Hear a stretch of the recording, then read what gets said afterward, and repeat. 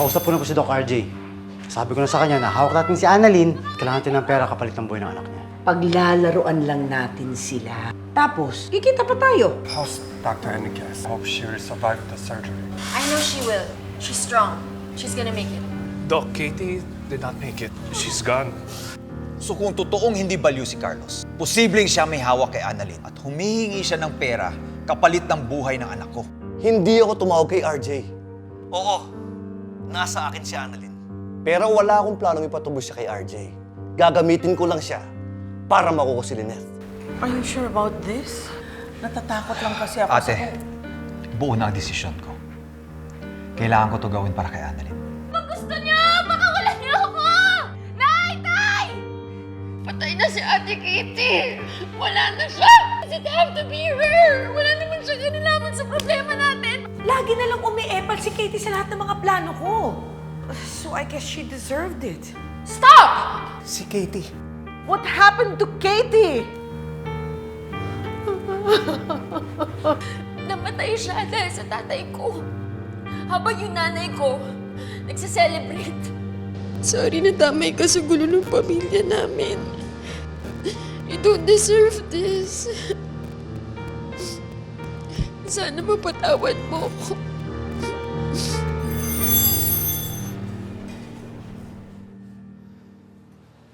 What happened to Katie? Oh! Oh! No!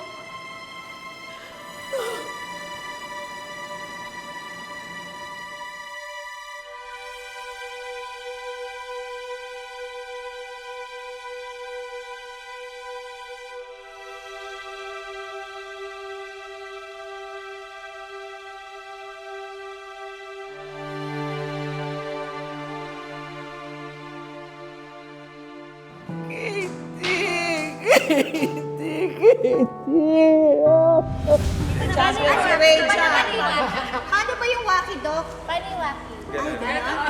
Ganon? Diba, Waki? Obvious na yun.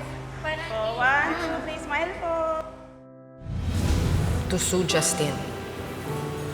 She shouldn't get away with what she did. Baka ako kasi masanay. I'm so sorry. I know this is hard for you to hear. Because after all, she's still your daughter. Katie, no! I'm so sorry. Para po sa akin, strength ni Dr. Santos ang pagiging bata niya. She's willing to learn, willing to adapt. Hindi katulad ng mga matatanda na mahirap turuan because they're already set in their ways. Oh, knowing Annalyn, kahit ano pong ibigay niyo, matutuwa yun. Okay, thank you, Katie. I'm so sorry. I'm so sorry. My dear friend, I'm so sorry, Katie.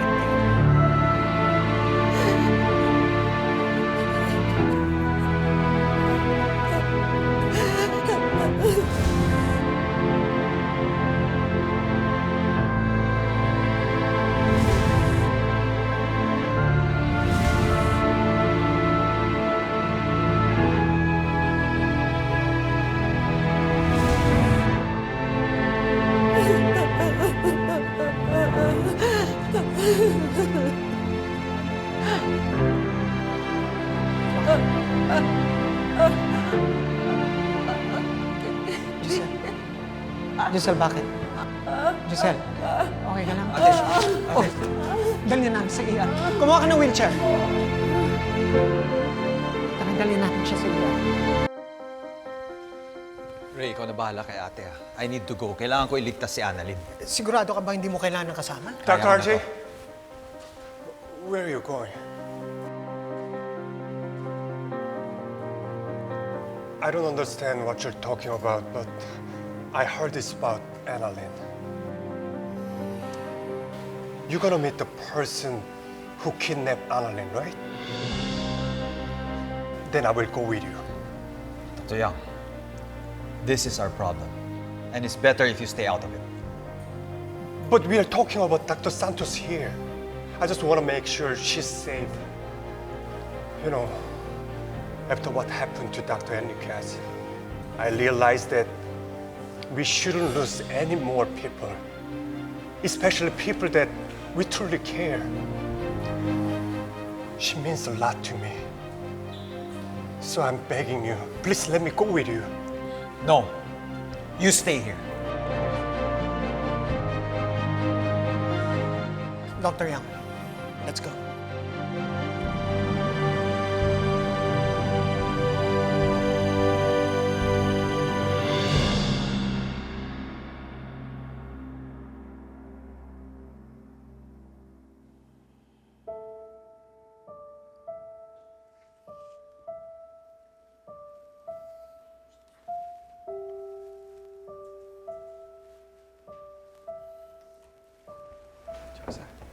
Regan, kamusta?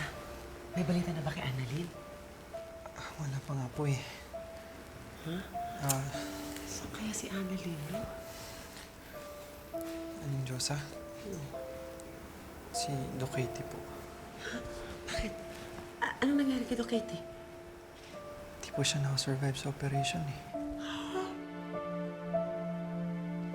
Wala na po si Doc Katie.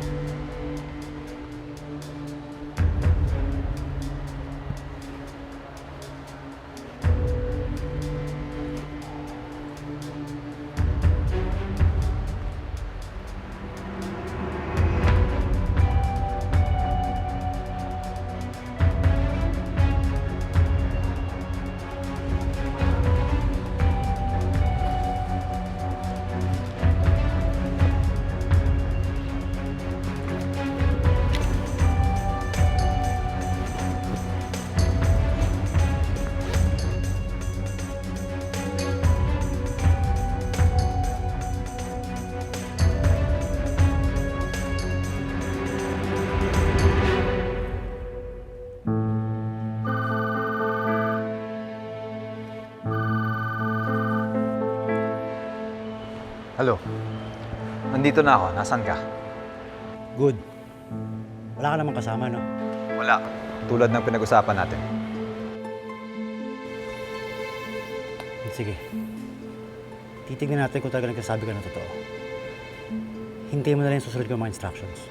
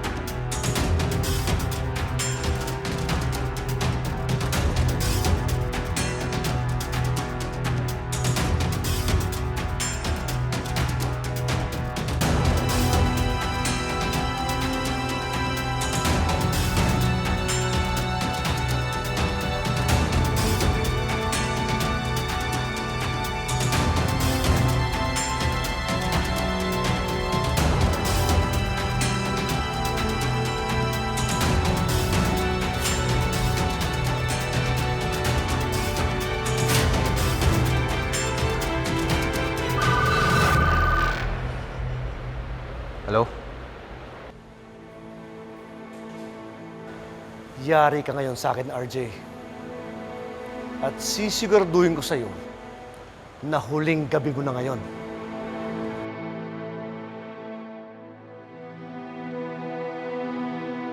Nakikita kita. Mukha namang wala kang kasama. Sumusunod lang ako sa usapan. Pwes makinig ka sa sasabihin ko sa'yo. Nakikita mo yung basurahan sa tabi mo?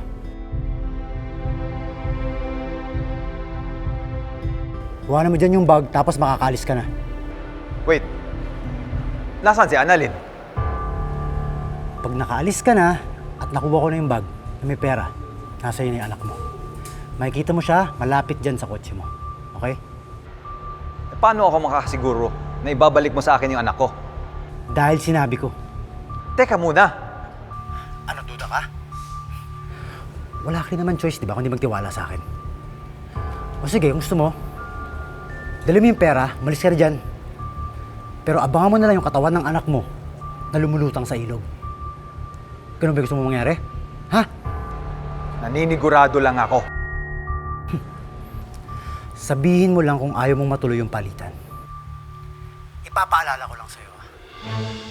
Mas kailangan mo ko kaysa kailangan ko ng pera mo. Basta, sumunod ka lang sa usapan.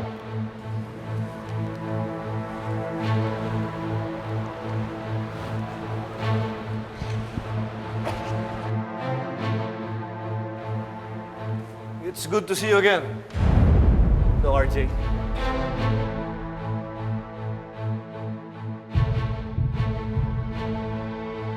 Sabi ko na nga ba ikaw ang kumuha sa anak ko.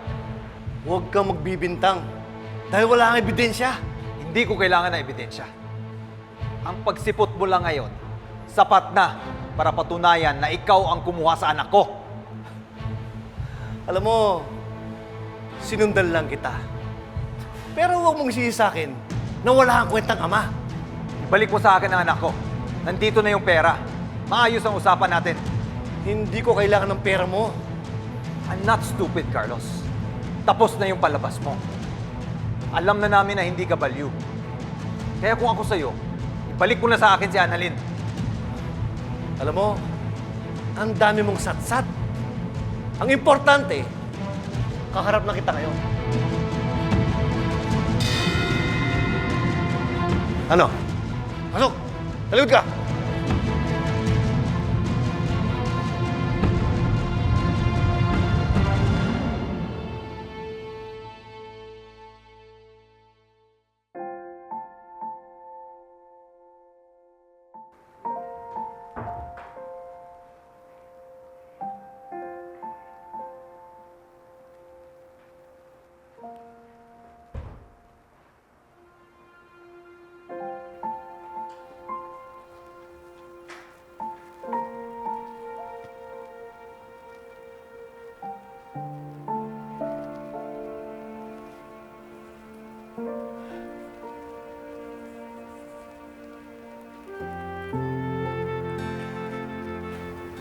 Mommy.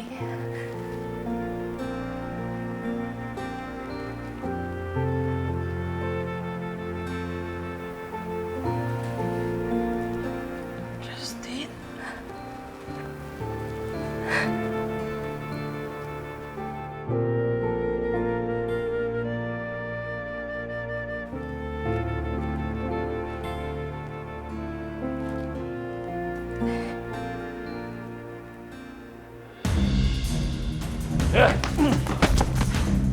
Ano, RJ?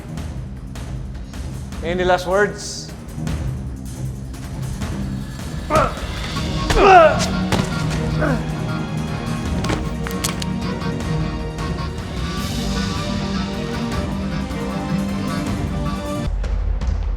Hey, stop! Calm down. Huh? It's okay.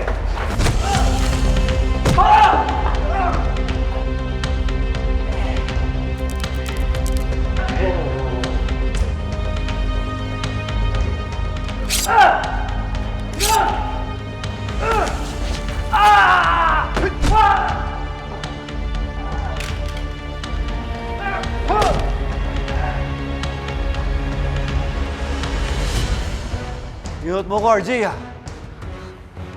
Tapos ngayon, nag-iisip ka na. Nasaan si Annalyn?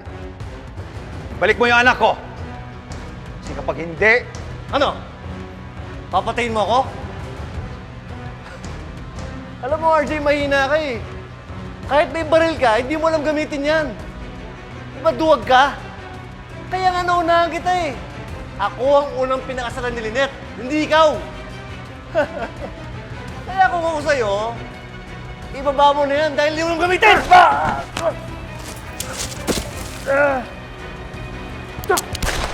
Carlos!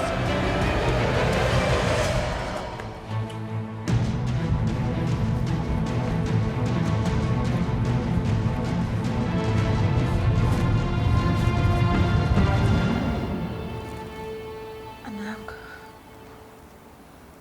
ang dami nang nangyari. Nagkagulo sa kasal ni Obeng. Si Lynette, tumaas ang blood pressure. At hanggang ngayon, hindi pa rin siya nagigising. Si Aling Susan malubha. At hanggang ngayon, nawawala si Annalyn.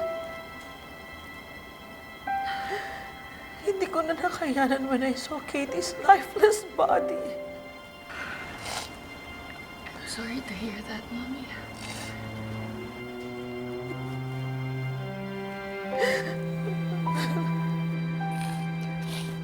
Nung narinig ko po yung nangyari sa inyo, nag-alala po ako. Gusto ko po kayong puntahan. Kaya lang alam ko wala akong mukhang ihaharap sa inyo. Sorry, Ma. Pero alam ko pag hindi ko kayo pinuntahan dito, habang buhay ko po yun pagsisisihan. Ako ko na dun pa rin yung care, yung takot ko na baka mawala po kayo ulit sa akin.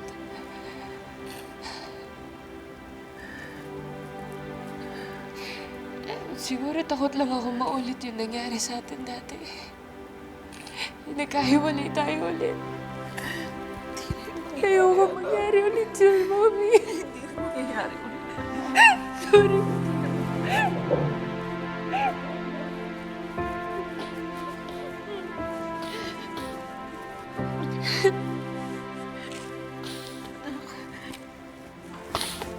Alam mo, I realized sa lahat na nangyari, life is too short para magkagalit tayo. Mahal na mahal kita. I'm sorry too. At sana lang, forgive me. Forgive me for all the pain I caused you.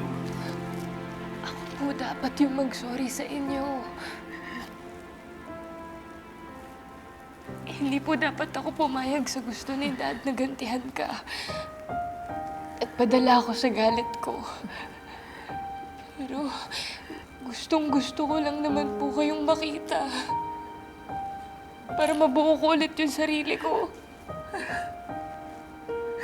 Gustong-gusto ko lang po kayong mayakap. Nandito na ako, anak. Nandito na kayo. I love you so much. Hindi na ako papayag na wala'y patay. Patawarin mo na ako, anak. Patawarin mo, Mami. Sorry. Sorry din, anak. Mahal kita, mahal na mahal ka na. Okay? I love you so much. Mahal na mahal din po kita. Thank you for forgiving me. I love you so much.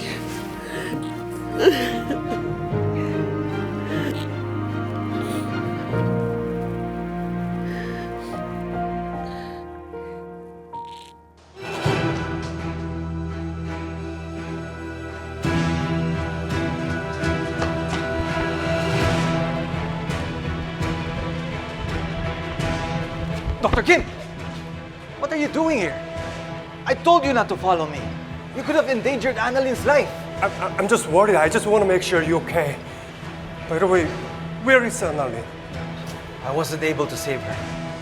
The ransom was a setup. Doc Carlos ran away. But don't worry. I was already able to do something to track them. What do you mean?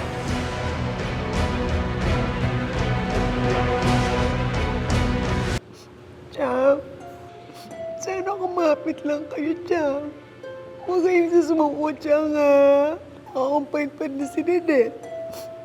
Nawawala si Annalyn. Tapos, Chang, alam mo ba, namatay si Doc Katie. Hindi ko na alam, Chang, kung anong gagawin ko. Kapag pati kayo mawala sa amin, Chang. Laban lang, Chang, ha?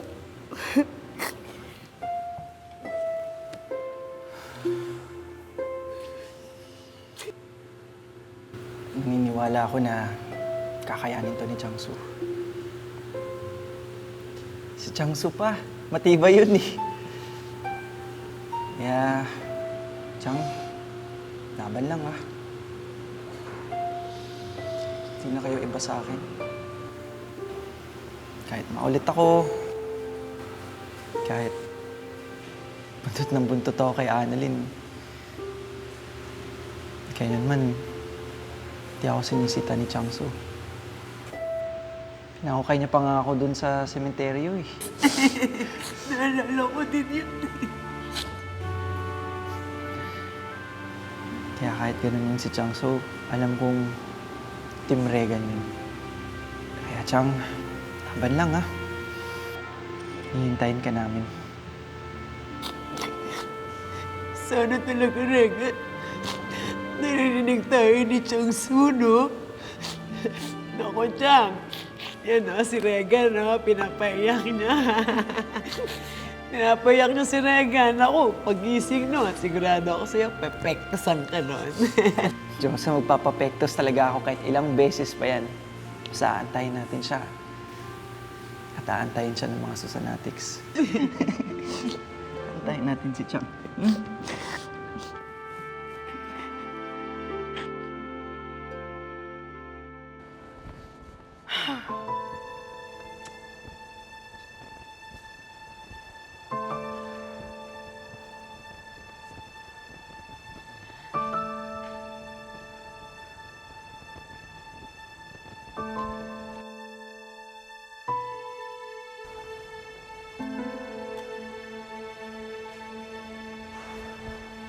Madam! Tagal mo naman! Oh, huwag na kayong magalit. Dala ko na yung pera.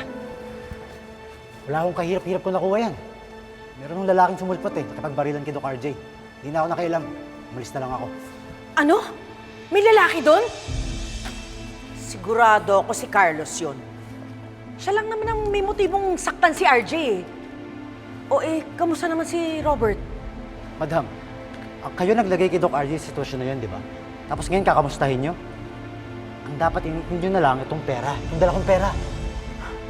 You have a point. Mas importante to. We are now 10 million pesos richer! Ano to? Play money? Seriously, are you playing with me, Gilbert? Play money. Madam, di ko alam na play money to. Pinagkatiwalaan kita, dinouble cross mo ko, nagpakilala ka sa akin sa halagang 10 milyong piso! Mali po kayo nang iniisip, madam. Maniwala kayo sa akin. Hindi ko alam talaga na play money to. Madam!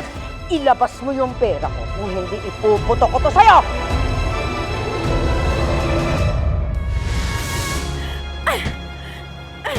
Tita Morgana?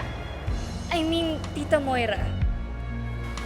Meron akong nilagay na bag tag doon sa loob ng bag. Bag tag locator?